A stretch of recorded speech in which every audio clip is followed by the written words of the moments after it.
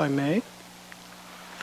As everyone is well aware, the Lieutenant Governor, Her Honor Elizabeth Dowdeswell, will be here this Saturday.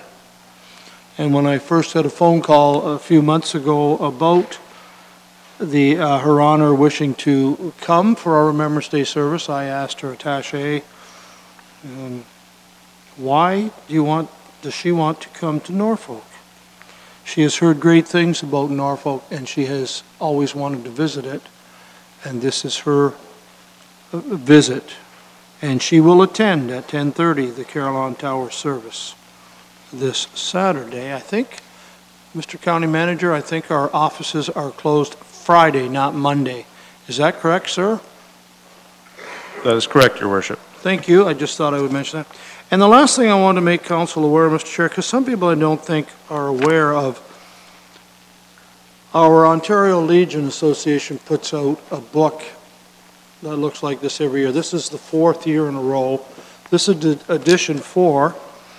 We make a small contribution to support our Legion for this book, and it is something that is truly amazing because it has pictures and a brief bio on every year on different people that have in the past served their country and current served. And I go through it page by page, and I'm always looking for Norfolk County, and I partly through this book, so I just wanted to, boy, it's good reading, and I want to make this book available for anybody on council or staff or anybody in the public that wants to borrow this and go through it. It's tremendous.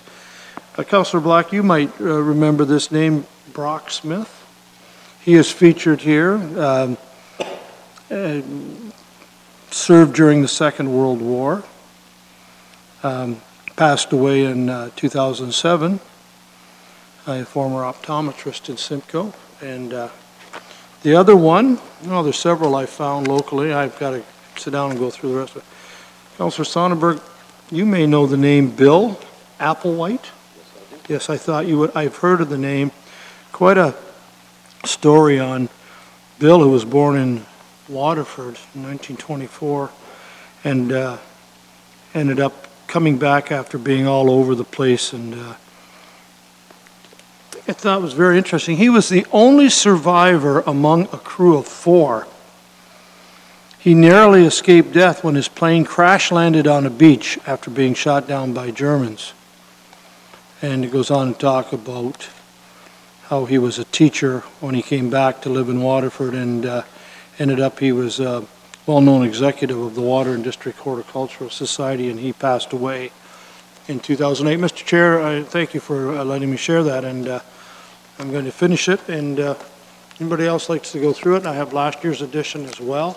It's just tremendous stuff that these organizations, we heard about Norfolk Remembers and the committee and what they've done with their trips abroad, with their assisting in the books and quilts and you name it. And this is just a tremendous way that we celebrate and remember people that we were pretty lucky to have done what they did for us. Thank you.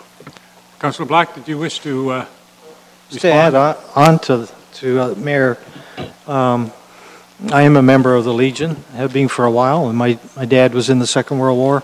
I became aware of them producing this document a few years ago, and the way the people get in there is you have to submit it yourself. So I wasn't aware of that until they told me, so I did submit my dad, and I had to write it up as well. So if anyone does have someone that was in the Second World War, they can contact the Legion, and if they produce a subsequent issue, they could be entered into the subsequent issue. And I know the last one, my dad was in that as Staff Sergeant. Ken Keegan was in it, you know Ken, and there's always some people from the local area. Thank you. Anyone else? Seeing none other, that's it, folks. Good night.